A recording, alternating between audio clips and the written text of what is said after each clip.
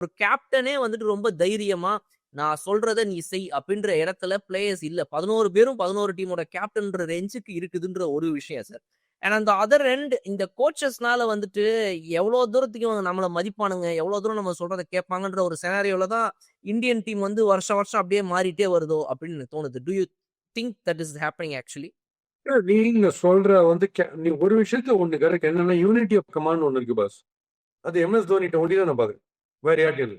இப்ப கூட கேஎல் ராகுல் கிட்ட வந்து ரோஹித்தும் கோலியும் வந்து அட்வைஸ் பண்ணிக்கிட்டே இருக்காங்க.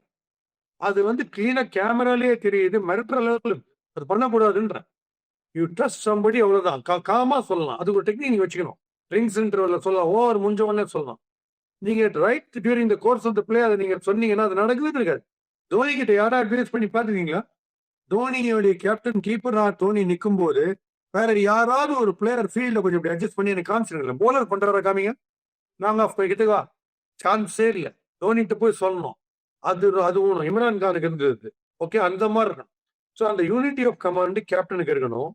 கோச் வந்து சமயத்துல இருக்க வேண்டியதுதான். அதாவது சந்தோஷ் சுப்பிரமணியம் படத்துல வர ஸ்ட்ரிக்ட் ஃபாதர் கேரக்டர் மாதிரி இருக்கணும், ரைட் இல்லைன்னு சொல்லல.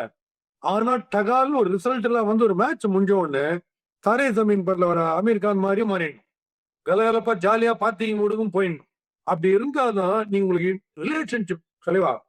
ஹிஸ்டரி வந்து full of facts, interesting events இருக்கும் ஹிஸ்டரியில. ஒரே அடிக்காது ஹிஸ்டரி.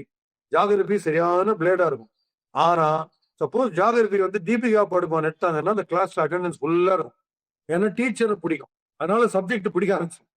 ஹிஸ்டரியில ஒருத்தர் ஒருத்தர் பேசியிருந்தாருன்னா ஹிஸ்டரியே கிளாஸுக்கு அட்டாச்சா அவர் ஒண்டி தான் இருப்பார் கிளாஸ்ல.